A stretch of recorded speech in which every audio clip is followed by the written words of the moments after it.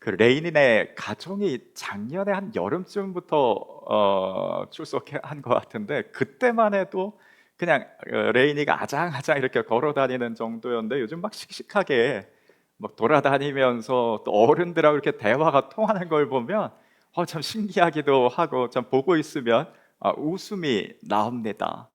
근데 요즘 그 하나님께서 그 아브라함을 볼 때 아마 그와 같은 웃음을, 미소를 짓지 않으실까 싶습니다. 그 어느덧 보니까 아브라함이 성장했어요. 믿음이 성장했고 성숙했습니다.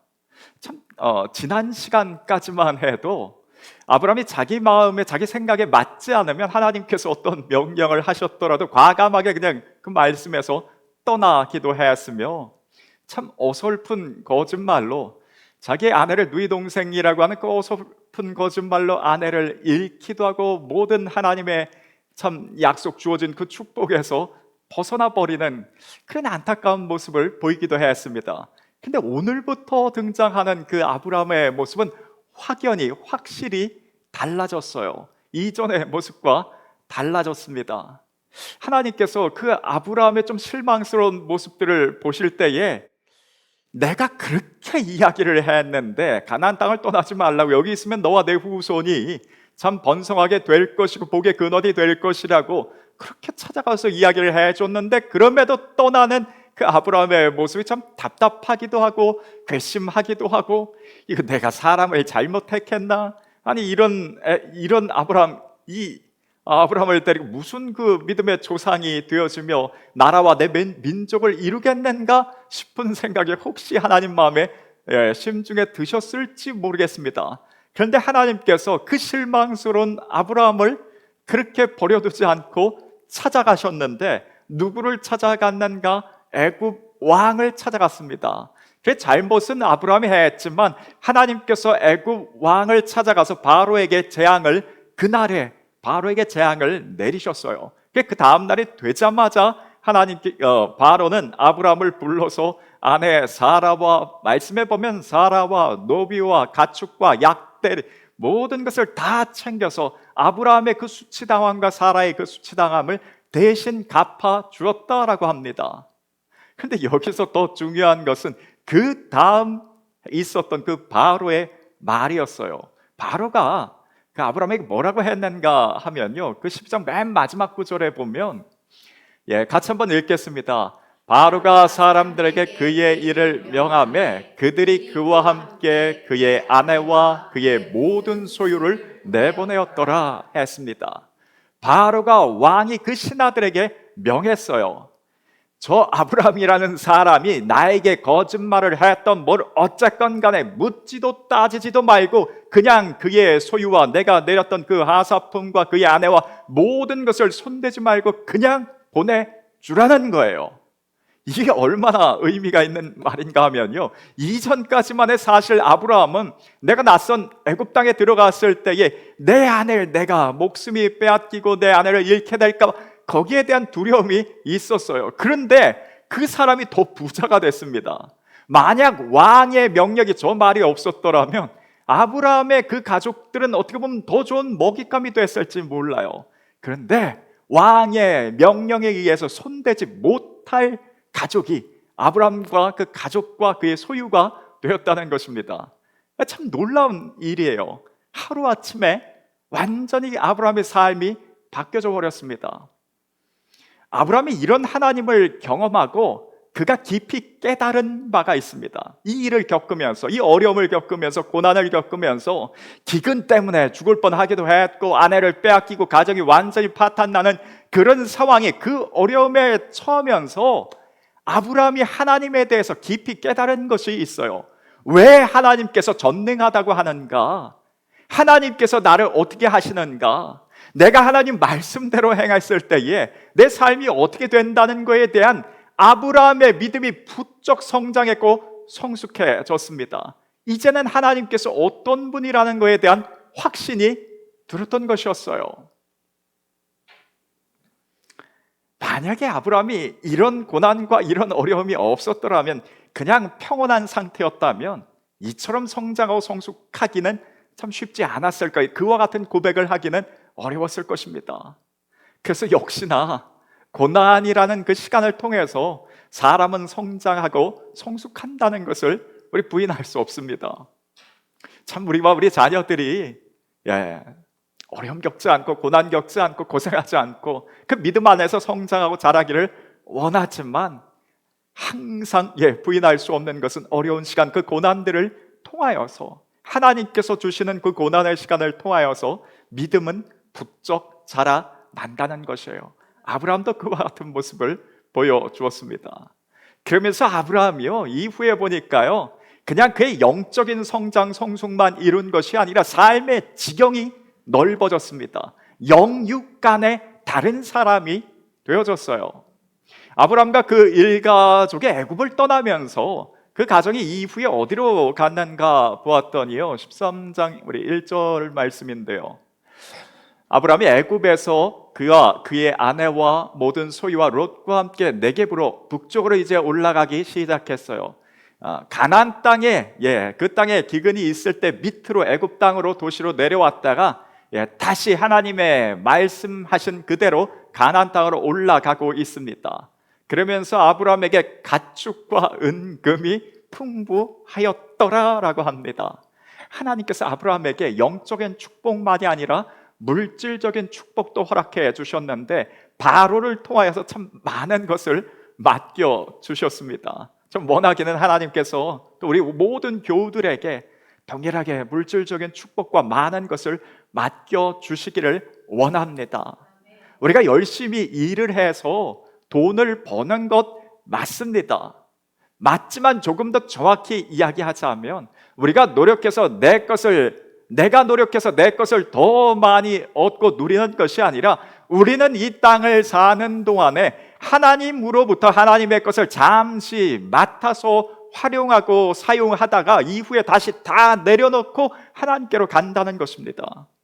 우리가 온 세상 만물의 주인이 모든 만물의 창조주가 하나님이라는 것을 고백하는 그 순간부터 내 것이, 내 소유 가운데, 내 재산 목록 가운데 동산, 부동산 가지고 있는 그 모든 것 가운데 내 것이라고 말할 수 있는 게 없다는 것을 우리는 인정한 사람들이 됩니다. 모든 것의 주인과 만물의 창조주는 하나님이시기 때문에 그렇습니다. 그래서 내가 무엇을 소유했던지 간에 결국은 보니까 하나님의 것을 내가 잠시 맡아서 활용하고 사용하다가 이후에 다 내려놓고 다시 하나님께로 간다는 것입니다. 그래서 우리 그리스도인들에게 있어서요, 많은 것을 소유하거나 혹은 그렇지 못함의 차이는 무엇인가? 하나님께서 많은 것을 맡겨주시면 그 사람은 많은 것을 맡은 사람이 되는 것이요, 또 적게 맡겨주셨으면 적은 것을 소유한 것이 맡은 것이 된다는 것입니다. 그런데 하나님께서요, 많은 것을 좀 맡겨주신 그 사람들에게는 좀 공통적인 좀 특징이 있기도 합니다. 이건 뭐 절대적인 기준은 아니지만 하나님께서 일반적으로 그렇더라고요. 그 사람을 볼 때 그 사람의 능력이 어떠하고 얼마나 똑똑하고 이것을 점검하는 것이 아니라 그 사람에게 있어 한 가지를 체크하고 점검하신 그 이후에 하나님께서 그에게 많은 것을 맡겨주시는데 그 점검하는 것이 무엇인가? 하나님의 것을 하나님의 것으로 인정하는 것, 이 신앙의 고백, 믿음의 고백이 있는 사람들에게 많은 것을 맡겨주시더라고요. 그 마치 욥의 고백처럼 주신 이도 하나님이시고 거두어 가신 이도 하나님 것이라고, 하나님이시라고. 그러니 내게 주어진 이 모든 것들이 실상 원소유주가 누구인지에 대해서 하나님의 것을 하나님의 것이라고 인정하는 그 자에게 하나님 믿고 맡겨주십니다. 정말 믿고 맡겨주십니다. 아브라함은 지난 겪었던 그 고난의 상황 가운데 이것을 자동적으로 고백할 수밖에 없었어요. 만약에 아브라함이 이 기근의 때에 내가 살고 그냥 단순히 사는 것이 아니라 이 기회를 타서 내가 무역을 하고 뭔가 큰 부를 소유할 수 있겠다는 생각이 번쩍 머리에 스치고 지나가서 그래서 애굽 땅에 내려가서 애굽 땅에 있는 그 물자를 가지고 또 다른 기근이 있는 다른 곳에 그 교역을 하면서 거상이 되는, 만약에 아브라함이 이렇게 됐었더라면 하나님께서 나를 도와주시기는 했지만 내 지혜로, 내 선택대로, 내 정말 그 감각적인 그 능력으로 인해서 이와 같은 부를 소유했다는 마음이 그 마음속에 자연스럽게 들 수밖에 없었을 거예요. 그런데 아브라함이 겪었던 시간은, 고난의 시간은 그렇지 않았습니다. 자기 나름대로 뭔가 선택을 하기도 했고 계략을 전략을 세우기도 했지만 그 삶이 완전히 바닥까지 떨어졌어요. 내가 이 바닥까지 떨어지는 상황 가운데 이후에 내가 정상적인 가정을 이루고 삶을 산다는 것은 이건 내 힘으로 불가능하다는 것을 완전히 인정할 수밖에 없었습니다. 그 인정할 수밖에 없는 그 아브라함의 그 이후에 하나님께서 많은 것을 맡겨주셨던 것을 보게 됩니다. 그 우리는 정말 습관적으로 미리 하나님 앞에 그와 같은 고백을 날마다 할 수 있기를 원합니다. 하나님, 지금 내 삶에 무엇이 있는 무엇이 있고 소유하기도 했고 내 삶을 지금까지 이루어왔다고는 하지만 이루어진 모든 것이 다 하나님의 손길이요 하나님의 작품이요 모든 것이 하나님께서 나에게 맡겨주신 것이라고, 지금뿐만 아니라 이후에 하나님께서 무엇을 해주시더라도 그건 하나님의 소유라고, 하나님의 것을 하나님의 것으로 미리 우리는 인정하자는 것입니다. 목회자에겐 저에게 있어서 만약에 적용을 해본다면, 내가 보통 사람들이 이야기하는 목회적인 어떤 성공과 부흥하는 그 비결 다른 것에 있지 않구나. 하나님의 양을 하나님께서 나에게 맡겨주신다면 그것이 부흥이고 성장이구나. 내가 내 목회적인 어떤 달란트와 지혜와 재능으로 무엇인가를 이루어가겠다는 그 마음이 아니라 하나님께서 보내주신다면 보내주신 그 양들을 통하여서 이 교회가 성장하고 자라 나간다는 것을, 그것을 인정하는 것이 먼저 필요하겠구나 라는 것을 깨닫습니다. 우리 삶 가운데 그 미리 먼저 인정하기를, 그저 하나님, 내 삶 가운데, 우리 자녀들의 지금까지의 삶 가운데에, 우리 남편과 아내 지금까지 이루어놓은 이 모든 삶 가운데 하나님께서 행하셨고 하나님께서 맡겨주심 가운데에 우리의 삶이 이렇게까지 올 수 있었습니다. 이후에 어떤 상황에 있더라도 하나님, 내가 내 자신을 높이지 않고 하나님의 것을 하나님의 것이라고 인정하는 그 삶 계속해서 살겠습니다. 이걸 우리가 미리 좀 고백하면서 하나님으로부터 그저 많은 것을 받아 누리는 저와 여러분의 삶이 되기를 원합니다. 하나님께서 왜 그런지는 모르겠지만요, 누군가에게는 1달란트, 누군가에게는 2, 누군가에게는 5달란트 각각 차등적으로 맡겨주셨어요. 맡겨주실 때 처음에는 차등적으로 맡겨주셨는데 그 이후에 하나님께서 받았던 2달란트 그 사람에게 또 다른 2달란트와 또 다른 5달란트를 맡겨주실 분도 여전히 하나님이십니다. 그래서 우리 지금 내 삶 가운데 왜 나에게는 하나 달란트밖에 주시지 않았습니까가 아니라 여전히 우리가 할 수 있는 것, 하나님의 것을 하나님 것이라고 인정하면서 그 작은 부분에 우리가 충성할 수 있는 저와 여러분 되기를 원합니다. 아브라함이 이 모습 그대로 참 이전과 다른 성장하는 모습을 보여준 가운데에 그 다음에 그 가정에 어떤 일이 있었는가, 오늘 우리가 읽은 말씀에 보니까요, 어려움을 겪게 됐습니다. 믿음이 성장하고 성숙한 그 이후에 더 이상 그 이후에는 어떤 외부적인 상황이 일어나더라도 이제 고난과 이 염려와 두려움, 이것을 겪을 상황이 이제는 없을 것인가? 그렇지 않았어요. 믿음이 크게 성장하고 성숙한 그 이후에도 그 가정 가운데 아브라함에게 또 다른 어려움이 찾아왔습니다. 그 이번에 찾아온 어려움은 하나님께서 아브라함에게 많은 것을 맡겨주셨는데 그 소유가 함께한 롯에게까지 이어졌습니다. 그래서 그 목초지 안에 아브라함의 가축들과 롯의 조카 롯의 그 가축들이 함께 그 목초지에 함께 머물 수 없을 지경으로 불어나 버렸어요. 그러다 보니 다투기 시작했습니다.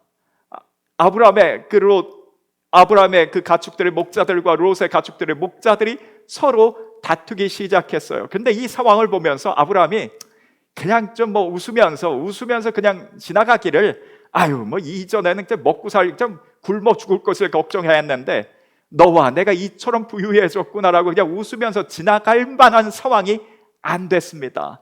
그 왜 그랬는가 하면요, 그 이후에 나오는 7절 말씀에 보면, 그러므로 아브라함의 가축의 목자와 롯의 가축의 목자가 서로 다투고 또 가나안 사람과 브리스 사람도 그 땅에 거주하였더라라고 했습니다. 살기 좋은 곳이었어요. 원래 가나안 사람과 브리스 사람이라는 원주민이 그 땅에 거주하고 있던 차에 외지에서 아브라함과 그 가족들, 일가족이 많은 소유물을 끌고 들어왔습니다. 그러다 보니 저 사람들이, 자신들은 하나님의 자녀들이라고 제단도 쌓고 거기다가 하나님 앞에 예배도 드리면서 하나님의 사람들, 하나님의 자녀들로서의 삶을 살다가, 이게 어느 순간 보니까 이 둘이 서로 싸우기 시작하는 거예요. 다투기 시작하는 것입니다. 그게 하나님 보시기에 어떨까라는 거에 대해서 아브라함은 벌써 알만한 믿음의 단계에 올라 성숙과 성장을 했던 것이었어요. 이거 분명히 하나님 보시기에 이거 하나님의 영광 가릴 만한 상황이라는 것을 알게 됐습니다. 그래서 얼른 그 문제에 대해서 적극적으로 대처하기를, 롯을 얼른 불러다가 내가 지금껏 그래도 내 아버지 하란이 동생, 아브라함이 첫째였고요, 셋째 동생 막내가 하란이었는데, 그 하란이 일찍 죽고 그 아들 조카 롯을 아브라함이 데리고 다녔던 것이었어요. 네 아버지가 일찍 죽고 나서 내가 지금까지 너를 자식처럼 여기면서 이렇게 데리고 오지 않았는가? 이제 내 삶도 이처럼 풍성해졌는데 너도 이제 홀로 떠나고 독립할 때가 되었다라고 아브라함이 그 정도 이야기하고서 롯을 그렇게 그냥 떠나 보냈어도 충분했습니다. 그런데 아브라함이 그렇게 이야기하지 않고요, 네가 먼저 좋은 땅을 택하거라, 네가 먼저 좋은 땅을 택하고 난 이후에 나머지 것을 내가 택하겠다고 참 엄청난 양보를 아브라함이 하게 됩니다. 그날 아브라함이 롯에게 그 이야기를 하고 나서 분명히 아마 사라에게 가서 큰 부부싸움이 있지 않았을까 싶습니다. 아니, 이거 어떤 상황인가 하면요, 그 말하자면 유산이 한 100억 정도가 주어졌는데, 그 100억 유산 가운데 그 조카에게, 뭐 동생이든 조카건 형제에게, 너 갖고 싶은 만큼 다 가져라는 거예요. 다 갖고 남고 나머지만 갖겠다라는 것을 바로 아브라함이 했던 이야기입니다. 아니, 그 시대적으로 볼 때에 갑자기 기근이라는 것이 그 땅에 임했을 때에 물이 있고 좋은 목초지와 먹을 것이 없는 그 땅에서는 아브라함이 생존할 수 없었던 것을 바로 일전에도 경험했습니다. 아니, 그런데 그런 상황에 그 땅이 얼마나 중요한 시기에, 아니 그 시대에 살면서 어떻게 롯에게 그 모든 것을 다 양보할 수 있는가? 아브라함이 분명히 잘못된 실수를 한 것으로 여길 주변 사람들은 다 그렇게 이야기했을 것입니다. 근데 아브라함이 이렇게 이 고백을 할 수 있었던 것은 우선 나에게는 하나님만 있으면 된다는 거예요. 그 땅이 어떤 척박한 땅이든지 간에, 애굽 땅이든지 간에, 가나안 땅이든 그 어느 곳이든지 상관없이 그 나에게 있어서는 하나님만 계시다면 내 삶은 괜찮다라는 아브라함의 믿음이었어요. 나에게는 그 하나님만 계시면 된다는 것이었습니다. 그래서 너는 어느 땅에, 롯에게 어느 땅을 택하든지, 너의 눈에 보기 좋은 소돔 땅을 택하고 어느 땅을 택하든지 나는 거기에 대해서는 관심이 없고 그 외에 다른 것으로 갈 터인데 나에게 있어서는 하나님만 계시면 된다는 아브라함의 어떻게 보면 믿음의 고백이었습니다. 참 이 고백을 들으면서 하나님께서 참 뿌듯하시고 참 기쁨의 미소가 참 하나님의 얼굴에 나오지 않았을까 싶습니다. 우리 부모님들께서 자녀를 보면서 참 그 흐뭇할 때가, 어느덧 보니까 저 아이가 저렇게 참 성장했고 어른스러워졌구나, 성숙했구나라는 것을 느낄 때가 있어요. 그 어린아이의 모습이라고 한다면 늘 자기중심적이고 나만을 먼저 생각을 합니다. 그런데 이 아브라함이 어느덧 참 성장했어요. 그래서 우리가 이렇게 다투고 있다면 이거 주위 사람들에게 하나님 앞에 영광 가리는 일이 아닌가, 하나님을 먼저 생각했습니다. 그러니까 아마 아브라함 알았을 거예요. 내가 롯을 그냥 쫓아내든 뭐 어떤 위협을 하든 또 어떤 이야기를 하든 간에 아브라함에게 이야기를 했을 때, 아브라함이 롯에게 이야기를 했을 때에 아브라함이 롯에게 이제 내 소유를 가지고 떠나라고 했을 때 롯이 쉽게 떠나지 않는다는 것을 아마 아브라함은 직감적으로 또 알았을 것입니다. 그 이전의 그 상황 속에서도 사실 아브라함의 가축의 그 목자들과 롯의 목자들이 서로 대치하고 싸우는 이것 자체가 말이 되지 않는 상황이었어요. 얼른 롯이 눈치를 챘어야 했습니다. 아유, 내가 이 땅에 함께 더 이상 삼촌에게 더 이상 피해를 끼치면 안 되겠다 싶어서 먼저 이동을 했어야 되는 것이 롯의 마땅한 자세였습니다.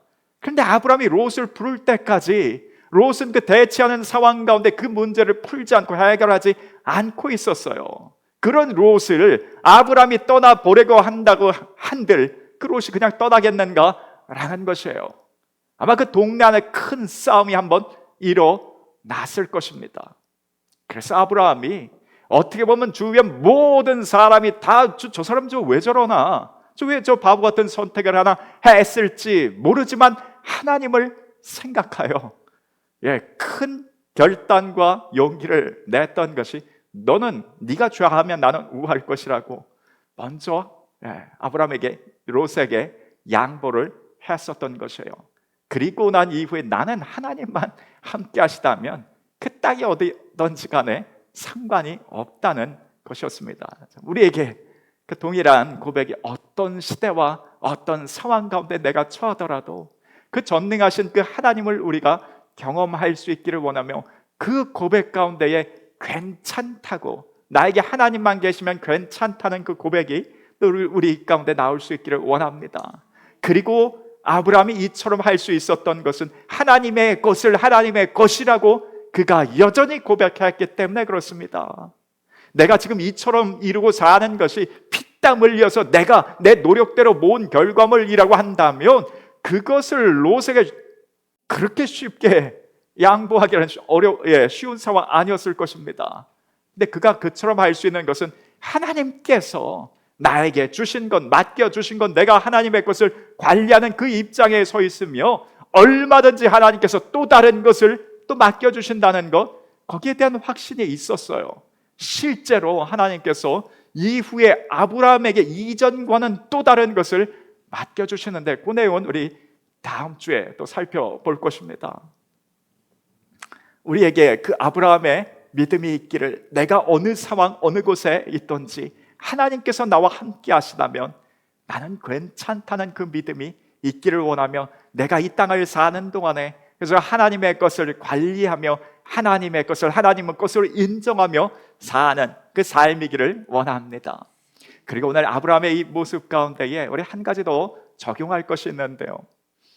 요즘 5월달에 우리 주일마다 좀 우리 가정해 주시는 그 하나님의 말씀을 좀 나누는 가운데 오늘 이 모습도, 이 아브라함의 모습도 우리 가정에, 우리 삶 가운데 주시는 말씀이구나라는 것을 좀 깨닫습니다. 아브라함이 갈등이 있을 때에 그냥 그것을 그냥 그대로 묻고 지나가지 않고 적극적으로 대처했으며 그 문제를 해결했습니다. 이거 참 중요한 부분이 됩니다. 우리 가정 안에 평안이 있는 것 참 감사한 일이며 내 삶 가운데 누군가와의 그 갈등과 다툼이 없는 상황, 이게 참 너무너무 중요한 부분이 됩니다. 갈등과 다툼이 있을 때에 그 삶에 오는 그 피폐한 그 상황들, 우리 그 생각 너머로 참 우리를 힘들게 합니다. 이렇게 말하자면 우리 가정 안에 그 다툼이 없고 싸움이 없고 내 삶, 내 주위의 사람들과 내가 다투거나 갈등의 상황이 그 없는 것만으로도 참 우리는 행복한 삶을 살고 있고요. 어떻게 보면 참 성공적인 삶을 살고 있다고 볼 수 있습니다.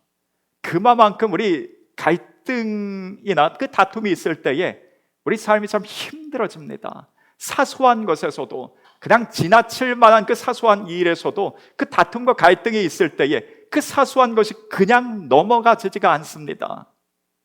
요즘 그 가정 안에 그 어려움 가운데 그 상담을 하든지 혹은 부부가 이혼하는 그 과정 가운데 그 조정하는 일들을 그 TV 프로그램에서 상담하는 그 내용들을 좀 간혹 보게 되는데 그 볼 때마다 정말 이 관계만 좋다면, 좋은 관계 속에서만 있다면 얼마든지 그 쉽게 지나갈 수 있는 그 일들인데, 관계가 한번 틀어지고 나니까 그 사소하게 넘어갈 수 있는 그 일들 사사건건이 다 이게 분쟁의 씨앗과 다툼의 걸림돌들이 되는구나 라는 것을 깨닫습니다. 그 신약 성경 가운데 그 대표적인 그 예로 하나 들 수 있는 상황이 고린도 교회입니다. 고린도 교회가 다툼과 분쟁 가운데에 있었어요. 근데 그 분쟁 가운데에 보통은 교회 안에 어떤 분쟁이 있더라도 한 두 파 정도로 나뉘어서 한쪽은 왼쪽, 한쪽은 오른쪽, 아니면 뭐 세 파로 나뉜다면, 나는 왼쪽도 오른쪽도 아니고 중도 파라고 한다면 한 세 파, 두 파나 세 파 정도로 나뉠 수 있을 것인데, 고린도 교회 가운데는 네 파로 나뉘었습니다. 나는 바울파, 누구는 아볼로파, 누구는 게바파, 누구는 그리스도파, 네 파로 각각 나뉘어서 누가 우위에 있는가를 놓고 분열이 있었고 분쟁이 있었어요. 근데 이 모습이 그 교회만이 아니라 사실은 보면, 올라가 보면 예수님의 제자들 안에서도 그랬습니다. 누가 첫째인가라는 것이 그들에게 있어서 분쟁거리였어요. 근데 그 모습 그대로가 교회 안에서도 나타났는데, 왜 첫째인 것이 중요한가 하면, 내가 누군가보다 우위에 있을 때 그만큼의 기득권과 권한을 더 많이 소유할 수 있기 때문에 그렇습니다. 그래서 그 자리를 차지하기 위해서 분쟁과 다툼이 있었어요. 분쟁과 다툼이 있을 때에 우리 몸에 나타나는 그 변화가 있습니다. 어떤 변화가 일어나는가 하면, 우리 속이 몹시 좁아집니다. 우리 마음이 확 작아져요.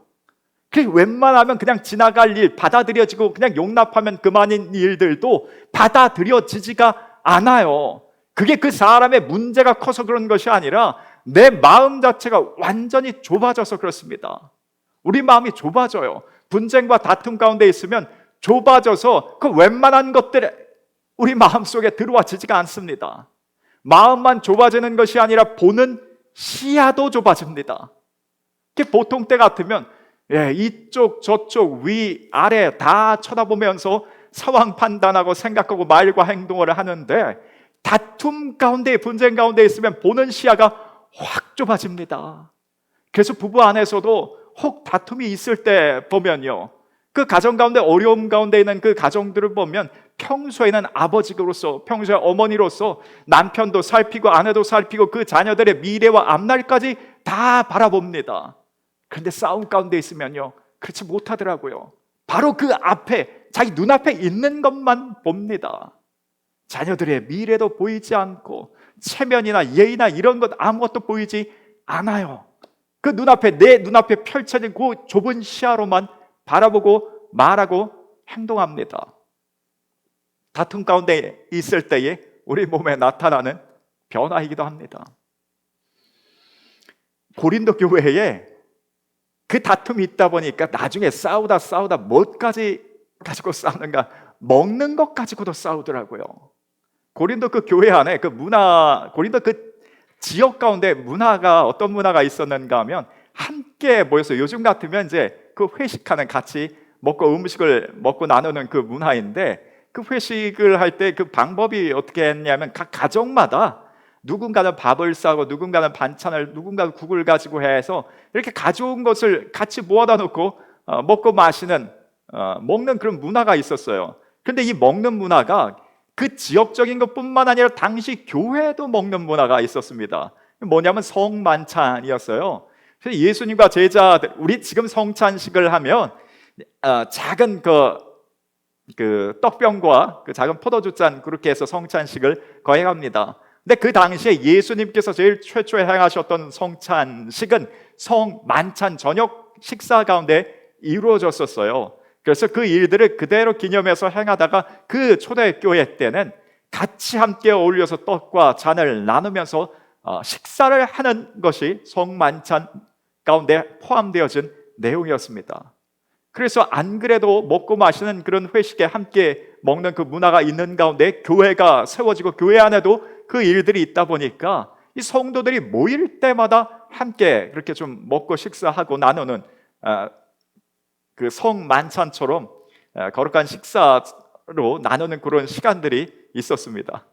그때에 뭐가 문제가 됐냐면 그때 지금만 빈부의 격차가 있는 것이 아니라 그때도 빈부의 격차는 심했습니다. 또 누군가는 주인의 역할, 누군가는 종의 역할을 하면서 하는 계급도 각각 다른 시대였어요.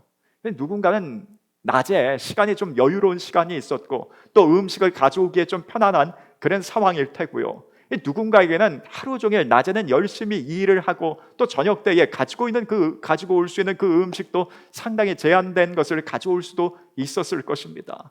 그러다 보니 누군가는 좀 일찍 모여서 먹기 시작한 사람들은 배불리 먹고 나중에 온 사람들은 먹을 것이 없는 것 때문에 마음이 상했어요. 교회 안에서 모일 때마다 속이 상했던 것입니다.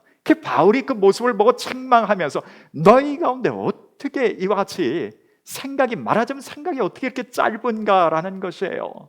배고픈 자들은 미리 모이기 전에 집에서 먼저 먹고 오라는 그런 말까지도 권면했던 것이 고린도 교회 안에 주어졌던 그런 내용들이었어요.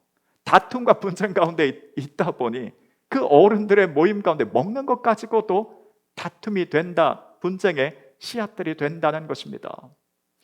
그래서 이런 분쟁과 다툼을 좀 속히 해결하기 위해서 아브라함이 양보를 하면서 그 분쟁을 해결하려고 했었던 그 양보는 손해나는 일이 아니라는 것입니다. 그 화평을 이루기 위해서 했었던 양보는 손해나는 일이 아니라 참 우리에게 지혜로운 판단이고 지혜로운 행동이었어요. 적극적으로 우리도 오늘 우리 가정과 지금 평안한 가운데 있다면 주신 그 평안을 잘 누릴 수 있기를 원합니다. 싸우지 않고 다투지만 않는 그 상황 가운데 있더라도 참 성공적인 삶이고 행복한 삶입니다. 그런데 혹이라도 갈등의 씨앗들이 뭔가 내 주위에 일어나고 있다면 그것을 해결하기 위해서 양보하는 것에 대해서 아까워하지 않기를 원합니다. 다투고 싸우지만 않아도 우리 삶 행복하고요. 다툼과 분쟁이 있을 때 우리 겪게 되는 그 삶에 좀 피폐해지는 그 상황들은 마음이 좁아지는 것으로 인해서 보는 시야가 좁아지는 것으로 인해서 겪게 되는 그 피해는 우리 삶의 피해는 다른 것으로 보상이 되지 않는다라는 것입니다. 그래서 오늘 우리에게 주신 말씀 그대로 우리 적용하면서요. 어떤 갈등의 상황이 시작되려고 할 때에 내가 양보하는 것으로 그것이 그냥 끝나고 해결될 상황이라면 그것 아까워하지 않고 우리 양보할 수 있기를 원하며 다른 어떤 것보다도 화평한 것을 우리 삶 가운데 최우선 순위로 놓을 수 있기를 원합니다. 그것이야말로 우리의 삶을 참 행복을 누리게 하고 그것이 우리의 성공적인 삶이다라는 것을 오늘 주신 말씀을 통해 깨닫습니다. 오늘 주신 말씀을 가지고 우리 잠시 한번 기도할 텐데요.